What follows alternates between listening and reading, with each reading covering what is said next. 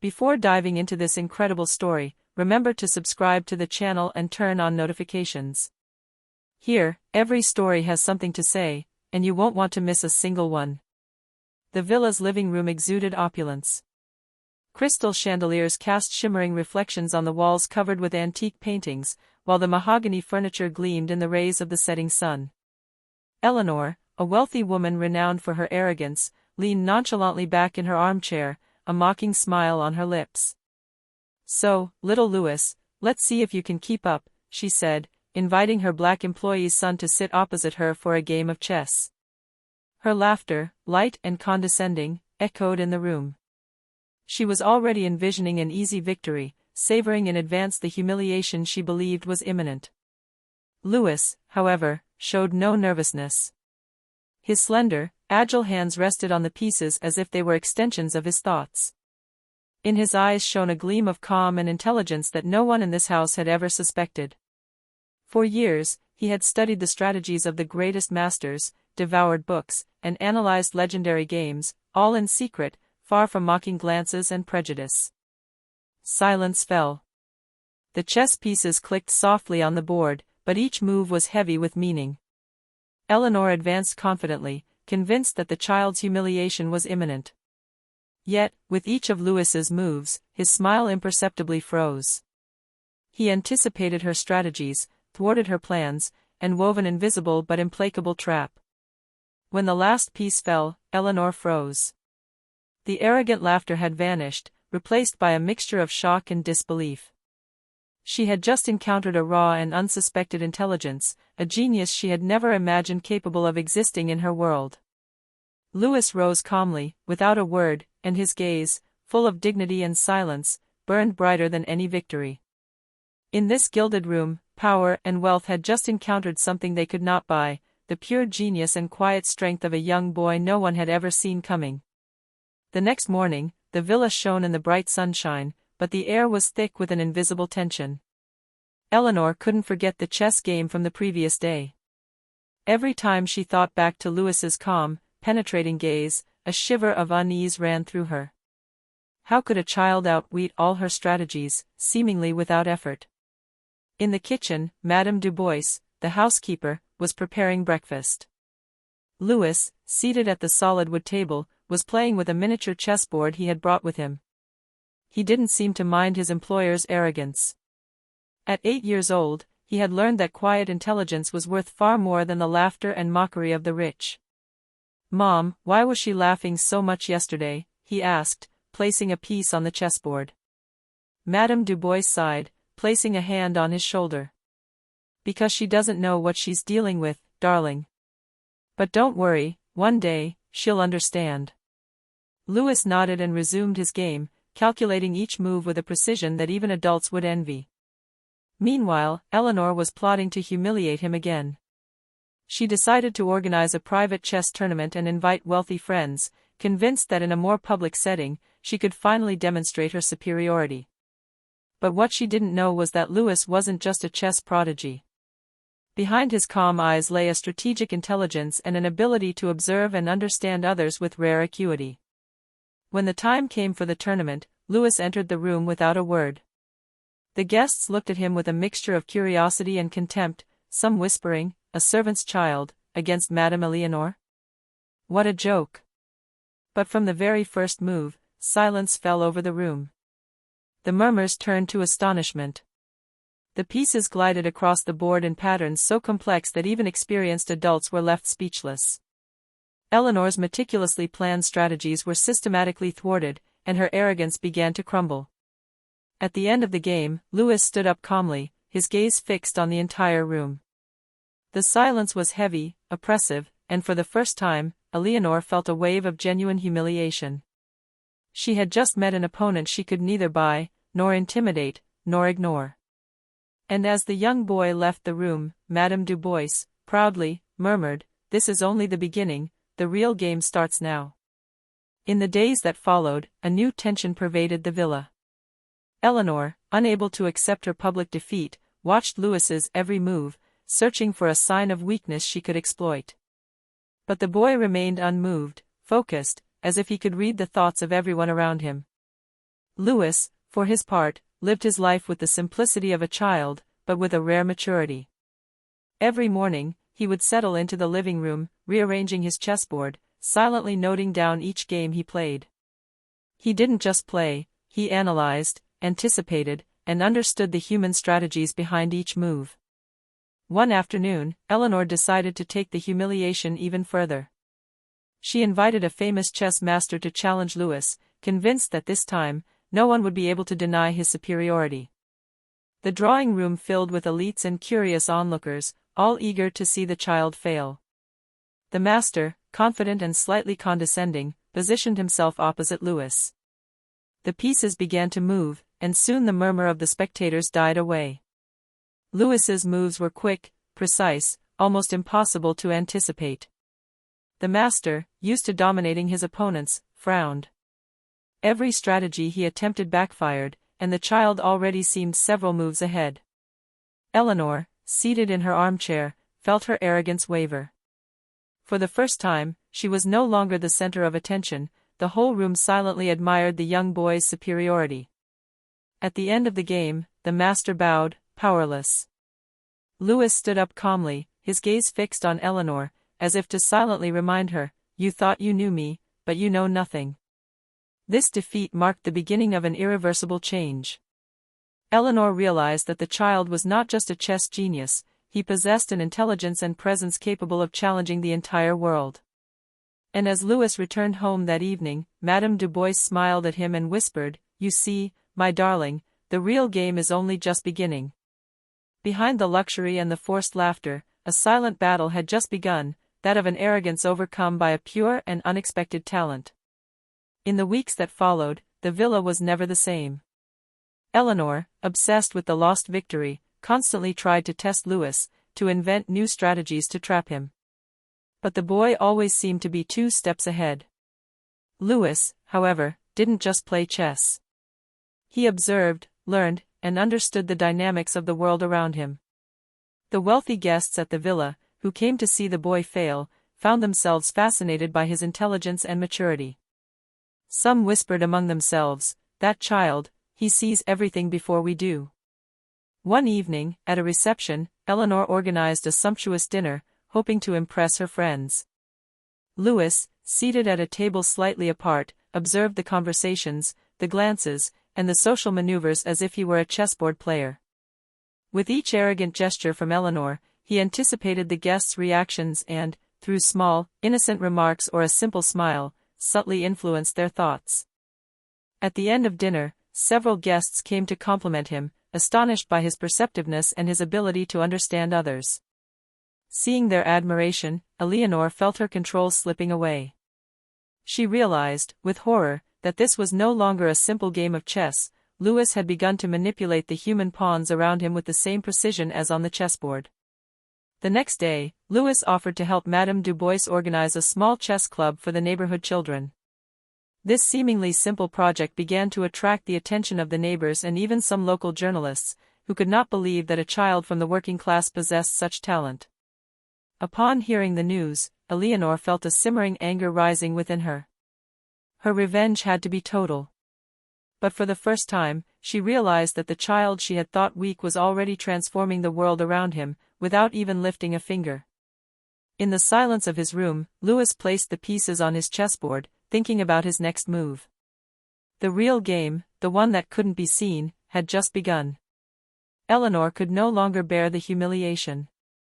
Every compliment Louis received, every small success he achieved with guests and locals, was a blow to his ego.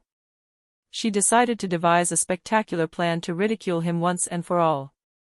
She organized a grand chess tournament at her villa, inviting the most influential people in the city, some journalists, and even a famous chess commentator. She made sure everyone knew Louis's role, the son of my maid, pretending to be a genius. When Louis entered the room, he was greeted by skeptical glances, whispers, and a few stifled laughs. Eleanor, radiating confidence, gave him a predatory smile. "Ready to lose in front of everyone, little one?" Louis, calm as always, nodded and sat down. The first blows were exchanged. Very quickly, the room fell into a heavy silence. Every move Lewis made revealed a complex strategy, anticipating not only his opponent's moves but also the reactions of the audience. Sensing his plan crumbling, Eleanor tried to throw him off balance by whispering sarcastic remarks and exaggerating her gestures.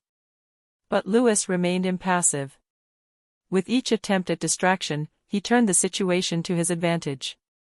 The guests, who had come to mock him, began to admire the boy's talent. Some murmured, "Incredible, he's several steps ahead of her." When the final game arrived, Eleanor realized that her defeat would be public and spectacular. With one last move, Lewis delivered checkmate, calmly, without a tremor of his hand, without a word. The room erupted in applause, while Eleanor, red with anger and humiliation, remained frozen, unable to react. Lewis stood up, bowed politely, and turned his eyes toward his mother with a discreet smile. Madame Dubois, proudly, murmured, "You see, my dear, arrogance can never overcome talent and wisdom." That evening, Eleanor understood that it was not simply a game of chess. Lewis had just won much more than a game, he had won everyone's respect and had exposed his rival's arrogance to the whole world. And in the quiet of his room, Lewis placed his hands on the chessboard, already thinking about his next moves in this game much larger than the wooden pieces, the game of life. In the days that followed, the villa was no longer what it had been. Lewis was no longer simply the maid's son, he had become a name that everyone whispered with admiration. Neighbors came to see him for advice, neighborhood children learned to play chess with him, and some journalists began to write about the prodigy who exceeded all expectations. Eleanor, meanwhile, saw her control crumbling. What she thought was a simple prank to ridicule a child had turned into a social earthquake. Everywhere she went, people were talking about Lewis. The mocking laughter had vanished, replaced by a mixture of admiration and respect for the young boy. Lewis, for his part, wasn't seeking glory. He continued to observe the world with the same precision as a chessboard. Every interaction, every human movement, was a piece to be placed, to be anticipated. He began giving his mother simple yet powerful advice on managing the neighborhood and social events. Decisions that no one would have imagined coming from a child brought unexpected success and positively transformed the community. One day, during a meeting with parents and teachers from the neighborhood, Lewis proposed an educational project for underprivileged children, a program combining chess, logic, and life skills. The initiative was met with enthusiasm. The adults, surprised by his vision, began to see him not only as a prodigy but as a natural leader. Eleanor, observing this rise in power, felt a simmering anger and a fear she had never known. Her revenge had failed, and worse, the child she had wanted to humiliate was becoming unavoidable. Her arrogance clashed for the first time with an intelligence she could neither manipulate nor intimidate. That evening, Lewis sat before his chessboard, pondering his next moves. He knew that true power lay not in money or luxury, but in the ability to understand, anticipate, and act wisely. And in the silence of the villa, he smiled slightly, knowing that the real game was only just beginning. Eleanor believed that her position of wealth and prestige gave her absolute control over everything and everyone in her villa. She didn't know that Lewis, with his patience and quiet intelligence, had already begun to reverse the balance of power. It all began with small gestures. At receptions, Lewis chose his words carefully, asked innocent questions that put Eleanor in awkward positions, and subtly highlighted the contradictions in her speeches. Every remark, every gesture, was calculated, and Eleanor realized nothing until it was too late. One evening, at a society dinner, she tried to ridicule Lewis in front of the guests by emphasizing his humble origins and comparing him to less gifted children. Lewis, calm and composed, responded with a simple observation: "Sometimes, those we underestimate are the ones who move the most coins." Silence fell over the room. The guests exchanged admiring glances. Eleanor felt her face tighten, her attempts to humiliate her were backfiring. The mocking smiles she had hoped for turned into stifled laughter and murmurs of admiration for the child. As the weeks went by, Lewis continued to operate behind the scenes. He didn't seek direct confrontation, but every interaction was a subtle maneuver, like a life-sized game of chess. Eleanor, despite her intelligence, realized she could no longer predict his moves.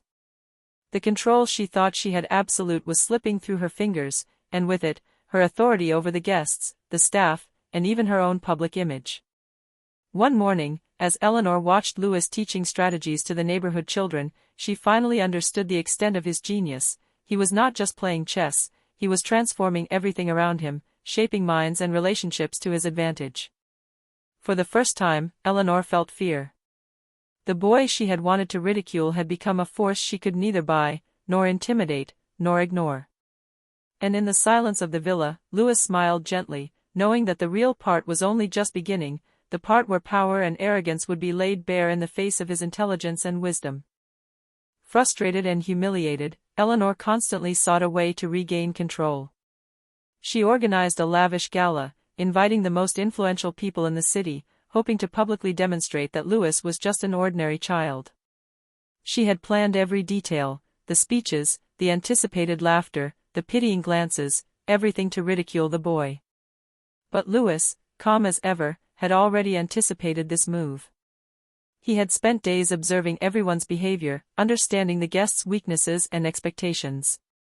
His plan wasn't to play a game of chess, but to orchestrate a spectacular revelation that would change everyone's perception. At the crucial moment, just as Eleanor was about to speak, introducing Louis and describing him as "my maid's pretentious child," the boy stood up.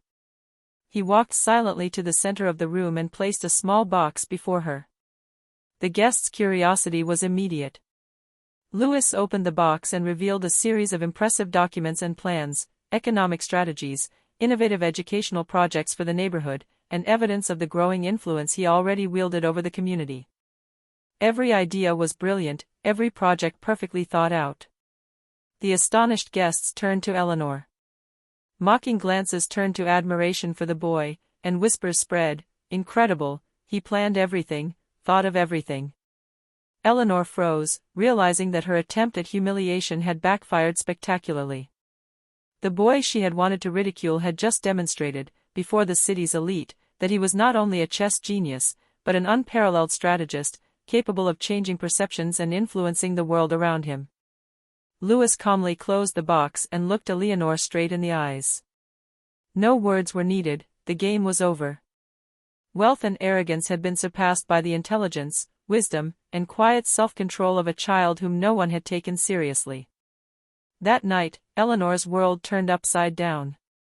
She had thought she was in control, but Louis had just shown that true power is not measured by money or titles, but by vision, intelligence, and the ability to turn every move into a victory. And in the admiring silence of the room, Louis smiled, ready to continue the real game, the one where his genius would now touch the whole neighborhood, the whole city, and perhaps well beyond. In the weeks following the gala, Louis didn't seek to capitalize on his fame. Instead, he focused on what truly mattered, transforming his neighborhood and helping those who, like him, had never had equal opportunities. With his mother's support, he launched his educational program combining chess, logic, leadership, and life skills. Soon, children flocked to him. Some were shy, others skeptical, but all were fascinated by Louis's patience, insight, and quiet charisma. Each lesson was not just about learning the game of chess, it was a life lesson, a way to understand the world, anticipate the moves of others, and develop their own strategic intelligence. The parents and neighbors were astonished by the children's rapid progress. Younger children who had previously struggled to concentrate began to anticipate, plan, and think critically. The older children started asking for advice on how to improve their professional and personal lives. Louis was becoming a catalyst for change, and his reputation now extended far beyond the villa and the neighborhood. Eleanor, who continued to move in high society, saw her influence wane. The guests who had once admired her now whispered about Louis, "That boy, he transforms everything around him." The projects and initiatives she had imagined controlling were completely beyond her control. She still tried to organize events to shine, but she couldn't compete with the young man's genuine intelligence and charisma. One evening, as she watched Louis give a lesson to several children in the villa's garden, Eleanor finally grasped the significance of what she had underestimated. He wasn't simply a prodigy, he was a visionary, capable of changing others' perceptions and reshaping society around him. His arrogance, his money, and his prestige were no longer enough. True power belonged to Louis. In the stillness of the night, as the neighborhood lights went out, Louis placed a final piece on his miniature chessboard, a discreet smile on his lips. The game was only just beginning, and this time, it wasn't limited to a villa or a tournament. It was about changing the entire world, one piece at a time. Eleanor, humiliated and frustrated by Louis's rise to power, decided to strike hard one last time. She organized a lavish party, inviting all the influential figures in the city and journalists, hoping to put Louis in a difficult position and restore his image. She carefully prepared her speech, planning to highlight the arrogance of a pretentious child and remind everyone that she possessed wealth and power. But what Eleanor didn't know was that Louis had anticipated every detail. For weeks, he had been working silently, preparing a plan that would irrefutably expose his rival's vanity and arrogance. When the evening began, Eleanor felt confident. The guests laughed in a forced way, waiting for the boy to slip up. Louis entered calmly, greeted each guest with a measured smile, and took his place at the center of attention. At one point, he presented a revolutionary community project, an education, mentoring, and support network for young people in disadvantaged neighborhoods, combining strategy, logic, and leadership. The documents he unveiled showed not only the scope of the project but also how it had already begun to transform the lives of hundreds of families. The guests, stunned, turned to Eleanor.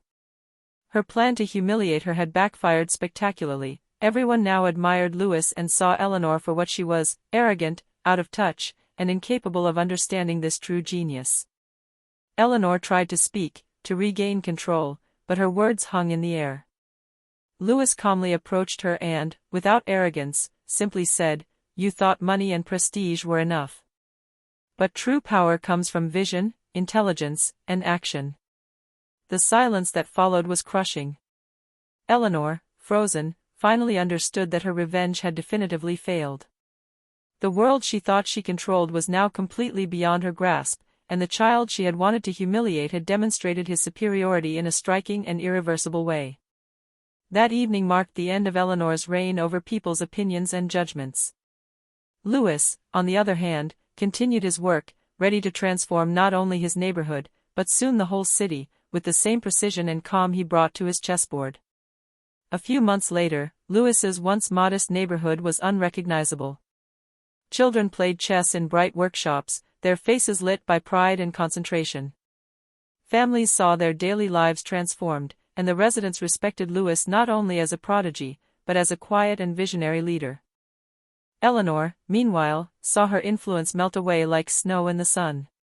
Her social evenings were now devoid of the admiration she had always known. Everywhere she went, people spoke of Louis's genius, his intelligence, his charisma, and his ability to transform lives. She had become a shadow of her own arrogance, unable to compete with a child she had once considered insignificant. One afternoon, Louis sat down at his chessboard, as he always had. Each piece now represented something bigger than himself: a child learning to think, a family finding hope again, a community gaining confidence. He calmly placed his pieces, a smile on his lips, knowing that the real game wasn't being played in a villa or a tournament, but in real life, where every move could change the future. Eleanor entered the room silently. She observed Louis without a word, aware that any attempt at domination or revenge would be futile. The boy she had wanted to humiliate had become untouchable, not through force or money, but through his genius, his patience, and his vision. Louis looked up at her, and in that simple look there was a clear message: true power is not measured by wealth or arrogance, but by the ability to inspire, to act, and to transform the world around you. And as the sunlight streamed through the window, illuminating the chessboard and the carefully placed pieces, Louis knew that the most important game had only just begun. He hadn't just won against Eleanor, he had just won the right to change the lives of thousands of people, with the same precision, intelligence, and wisdom he had always possessed.